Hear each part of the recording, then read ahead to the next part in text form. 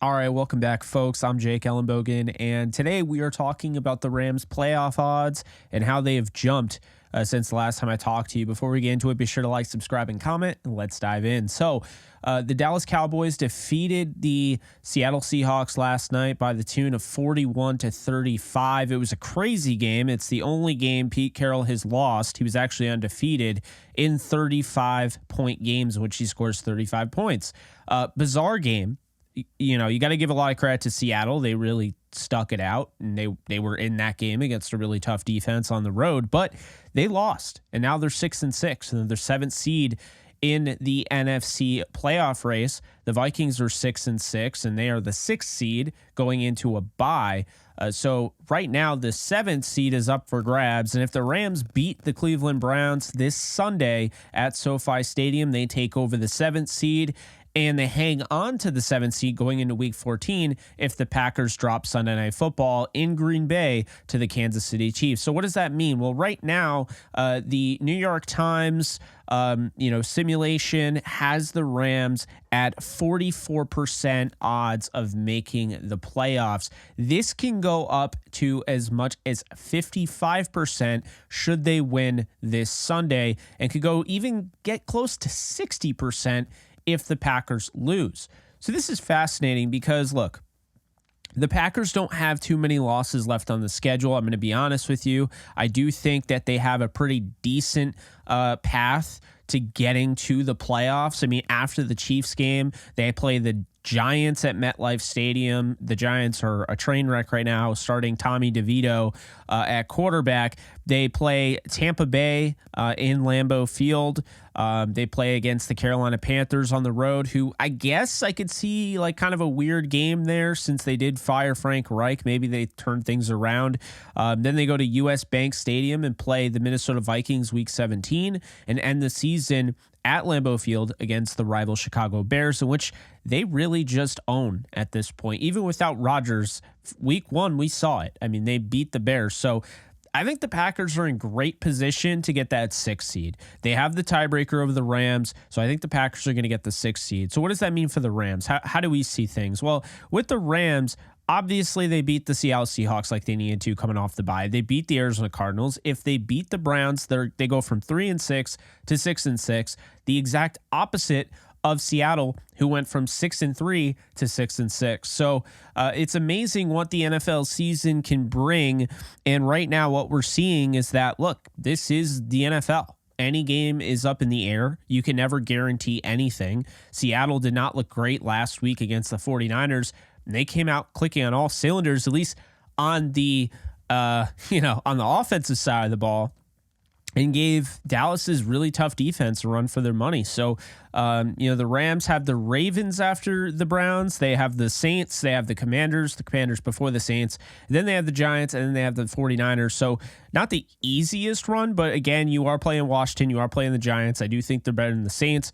The Ravens and 49ers games can be tough. However, the 49ers, if they're not playing for seeding, and if the Rams have already they might sit their starters is my point. So anyway, that's that between the Rams and the Packers. The Vikings, however, have a bye this week. They are also right now 6-6. So they come off the bye. They play against the Raiders at Allegiant Stadium on the road.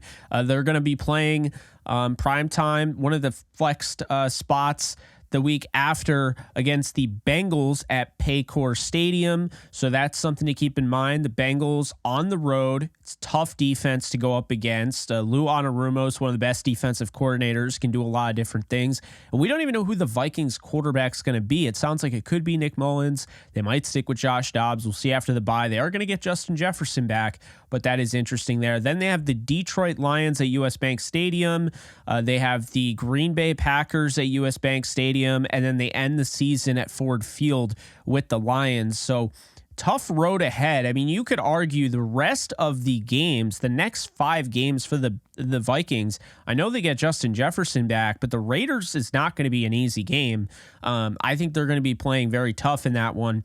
They look like a completely different team under new interim head coach Antonio Pierce against the Bengals. Again, you can never count out the Bengals. They just stay in games. I think, obviously this is about 2-3 weeks from now. So we're talking, a little bit more opportunity here for Jake Browning to get hold of this offense. And if that's the case, who knows? I mean, he might be able to start winning some games. He's got a lot of weapons. I don't think he's played that bad, so they could play spoiler there. And then you look at, of course, the back-to-back or, other game there, the Lions, Packers, then the Lions again. That's a murder's row. Really, the Vikings have the toughest road ahead. They do have a bye, which helps, but 6-6, and they got to play all those teams. Not good for them. Seattle, on the other hand, it's not great for them either. You have the Niners next week at Levi's Stadium. You have the Philadelphia Eagles going back to Lumen Field. You have the Tennessee Titans in Nashville. You got the Pittsburgh Steelers at Lumen Field, and then you wrap up the season at State Farm Stadium with the Arizona Cardinals. So that could be a little bit of a trap game. Pittsburgh's tough right now. They just had their first 400-yard offensive performance in 56 games, and they needed it. They've been outgained in every game, and they've still been winning games, so that could be a tough one. The Titans, I think they win that game. The Eagles, I think they could sneak that game out. It is at home, but we'll see. Still the number one NFC team. And then, of course, the 49ers next week. I have no faith if I'm a Seahawks fan going up against the Niners. So it's a really bad look. Seattle really needed to win last night. They did not get it done. They're 6-6. The Vikings are 6-6. Both teams needed to win their games. Vikings needed to win Monday Night Football. Seattle needed to win Thursday Night Football. So right now, I'm liking the Rams odds a lot more. And I already have said I think the Rams are going to playoffs. I think they'll be 10-7. I think they're going to win out except for that Ravens game next week. So because I do believe the Ravens are going to win, the Ravens are going to win, the Rams are going to need some help. And it wouldn't hurt for the Packers to lose against Kansas City this week, and then maybe the Giants pull one out of their hat and beat the Packers next week. Probably not. But there's not a lot of losses left on that Packers schedule, at least losses that you would predict and put on paper. As far as everything else goes, the Commanders, I mean, they're really out of this thing. The Rams have a tiebreaker opportunity against them, so they could really take them out of it. Also, keep in mind the Commanders already have 8 losses, so they really can't lose another game in actuality. The Bucks, they have 7 losses currently. They would have to end the season. They would be going up against teams like the Falcons, the Packers, the Jaguars, the Saints, the Panthers. So tough road ahead. They really can't lose one more game. And maybe not even 2 more games, but the Jaguars, the Packers games, the Saints game, I mean, those could be a little tough for them.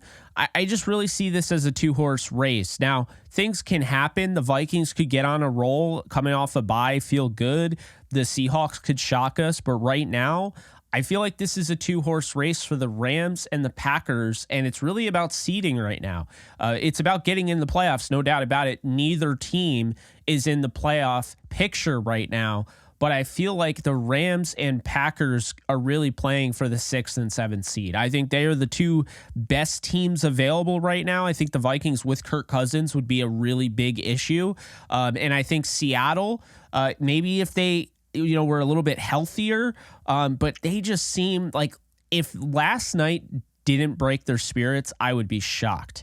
They got blown out, and then they go on the road, and then they play great football on the offensive side against a really tough defense on the road in a ridiculously hard place to play and win, and they almost win, and they lose, and now they've lost 3 straight. So we'll see, folks.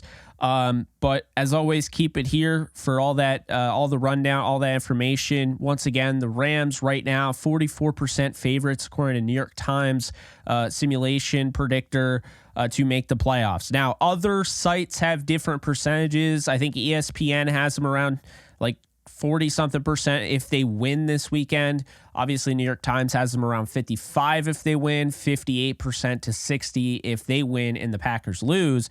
And then PFF, I think, just put out a graphic today. They have them at 25%. So I don't really know why all of that's the way it is. I like New York Times, and their predictive model because I've been using that since it came out, I think a few years ago.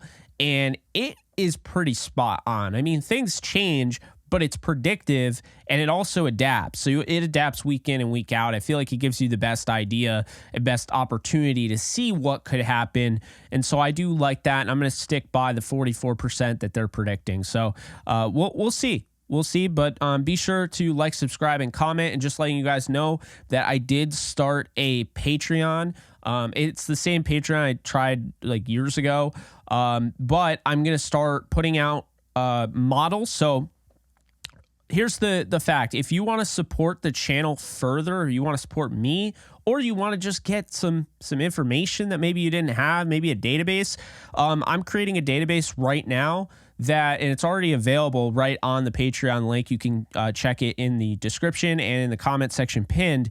But basically, if you want to check out all the old stats going back to 1955, all the league leaders, and I took all of the stats and compiled it by per game and per season averages that I keep talking about. I think it's the best way to compare. So if you're, like me and you're a stat nerd, that'll be on the Patreon for $5. And then, on the Patreon as well for $10, you'll have access to that, but you'll also have access to my NFL draft, my 2024 NFL draft database. I'm going to have, all sorts of research, rankings, prospect updates, things like that. So if you're interested in any of that, check that out. $5 for the regular, and then $10 for the other one. But yeah, that's going to do it. Appreciate you guys. I'll see you guys soon. Later, folks. Start playing Pick'em or Weekly Fantasy for any sport today, Jake. Users will receive a 100% deposit match up to $100 if they use promo code OTE at sign up. Start playing Pick'em and Weekly Fantasy Football today with Underdog Fantasy. Do you love talking about the Rams, the NFL, or just want to be a part of a community?